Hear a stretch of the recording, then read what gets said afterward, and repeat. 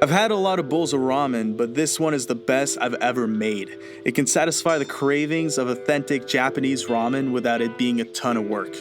This is actually a simplified version of the spicy jalapeno chicken ramen from Kinton Ramen, my favorite restaurant. I love that place. By the way, this is my boy Ryohei. He once gave me a free seasoned egg and now he's my favorite cook at Kinton. Awesome guy.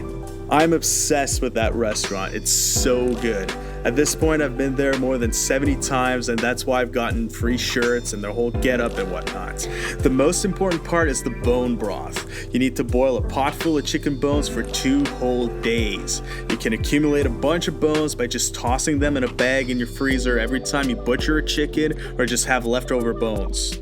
You need a rolling boil to emulsify the fat to give you that creamy broth. If you simmer the broth, you'll get a boring translucent one.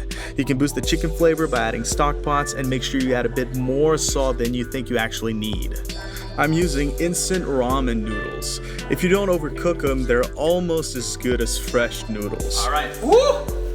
As for toppings, you need a diced white onion, a bunch of scallions thinly sliced, a couple of sheets of nori, that's the seaweed used in sushi, and some chicken breast.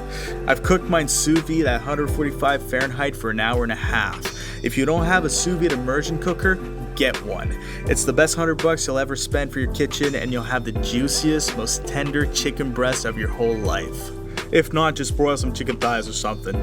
Last but not least, you need to make the jalapeno paste. Just toss in 2 chopped jalapenos in a blender with a tablespoon of canola oil and a big pinch of salt. Remember to reserve a couple slices for garnish.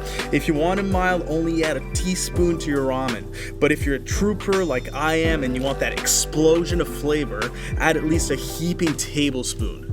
As you warm up the broth, a layer of fat will rise to the top. Just use an immersion blender or a whisk to combine everything in a beautiful, milky broth. With your toppings and your broth ready, it's time to throw the instant noodles in boiling water. Guys, do not overcook your noodles. You want them still a bit firm and they'll continue to cook a bit once you serve your ramen. You're gonna want to swirl your noodles. I don't think it really does anything, but it's kind of cool, I guess. Those ramen strainers are actually pretty cheap. I've picked mine up for $5, I think. Every once in a while, give your noodles a taste. With the broth and the noodles boiling, your kitchen's gonna get hot and steamy, so you want to drink plenty of fluids to stay hydrated. At this point, your noodles are done. Remember, you still want them a bit firm.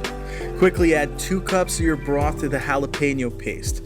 Use a whisk to combine the paste and the broth. Grab your strainer and you want to shake your noodles. Then dump them in your bowl, mix them around in the broth, and carefully fold them over on top of the broth. Add 2 half sheets of nori, your beautiful slices of sous vide chicken, your diced white onion, good amount of scallions, and the garnish. Almost forgot. Here we go. You shall thus be rewarded with a fantastic bowl of ramen. It's about 80% as good as the actual Kinton ramen recipe. Considering how perfect their ramen is, I'll take it. Don't be afraid to add more jalapeno paste. I ended up using 3 tablespoons. This ramen cures hangovers and even prevents them, especially if you got a little too hydrated while making this. Know what I'm saying?